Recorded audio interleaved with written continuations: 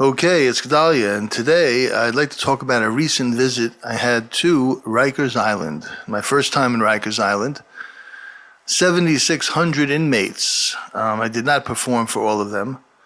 And actually, that's really half of what they usually have. They say there's usually around 15,000, but they closed some of the facilities there. So I got to Rikers Island, and it took a while for me to get to the room we were doing the event in. It was in the gymnasium there, and we had about 100 people in there, and there was all different faiths, Jewish prisoners, Muslims, Christians, all different types of faiths, all different colors, all walks of life, everything you could think of. And it's always interesting when I first get to every event. I'm not wearing my black hat and my I don't, wear my Folk Rock Rabbi outfit that you see in my promo picture. It's wearing it's called a New Song USA is the organization. So I have a shirt that has a logo of a new song and a hat with a new song, a baseball hat, and so it's a little bit more. I'm connecting already a little bit more with them as opposed to being a complete outsider. And so we got to Rikers Island, and I was setting up in the room. They came in a little bit while I was setting up because it was taking a little bit of time. It took time to get into the room. And I have a new mixer, actually, that I was having a little bit of a problem with and started to really sweat. I'll tell you, it was so hot in the room there that I was dripping sweat. I mean, I couldn't see through my glasses at one point. While I was trying to set up all the equipment.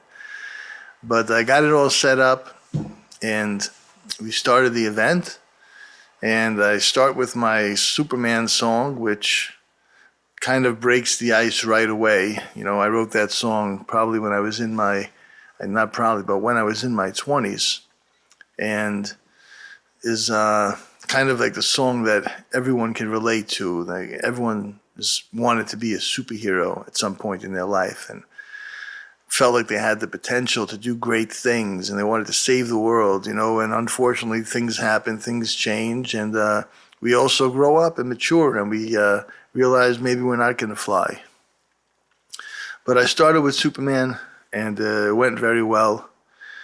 Thank God it was a lot of applause, and they started to scream out things and ask questions, and that's really what I wanted to focus on today, on one of the questions that was asked. And it was after one of the songs. So one of the inmates in the back, he raised his hand, and I called on him, and he asked me, why am I doing this? And first I didn't understand what he really was, the real focus of the question. And he explains, says, why are you coming to prisons? And, you're obviously, you play piano and guitar and sing. You could be out there in the music world, making some money. Here you don't even get paid for coming to prisons. And first I told him, I said, I just like to be different than everyone. Which is true. And the answer I gave also, and when I expounded on that, it was, I feel like God just put the words in my mouth to really, say something that really made a big impact on them. So first I said, well, it's a good question.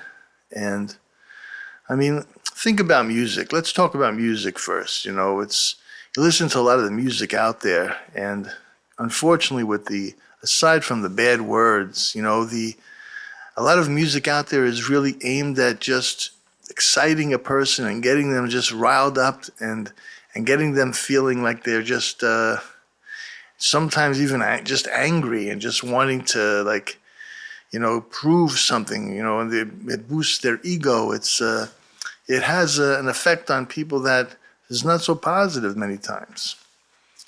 And I asked them, is that really what music is supposed to be used for? The way I see music is that it's an incredible tool that was given to us, by the creator of the world. He gave us this tool of music in addition to all the other things he gives us. And I think that the way to use music properly, in my own opinion, is that it should be used to elevate people, inspire people, to bring people closer to doing good things. And coming here is what I feel is a very good use of music. So you're asking me why I'm doing this. But the truth of the matter is the question really to me?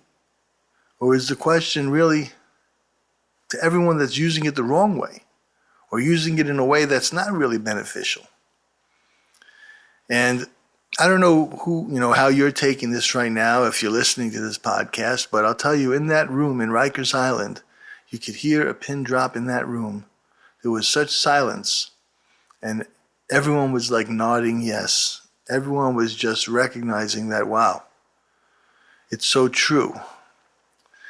And, it's one of those things that you can't deny. When you hear something that's true, you can't deny it. Maybe you're not able to change your life to accommodate that truth. And that's a different thing, because obviously we're all in our own worlds. What I see as being something true and real and worth doing, and that I'm ready to drop everything and commit myself to it, is very different than another person. But you can't deny the fact that there is a truth in what was said, and when you feel it in that place inside that recognizes the truth, you can't deny that. Music is a tool that's meant to be used for good things like everything else out there. And that was really the highlight of that, of the performance in Rikers Island for me. I mean, there was also a lot of moments of, other questions, and also a lot of, there was also some humor. We always have some funny things that come up, and that was the highlight for me. Anyway, that was my trip to Rikers Island, and coming up, I have a trip to Virginia, to Haynesville, Virginia, and hopefully in the next podcast, we'll be able to talk about that a little bit. For now, I'm wishing you all only good things. Thanks for tuning in.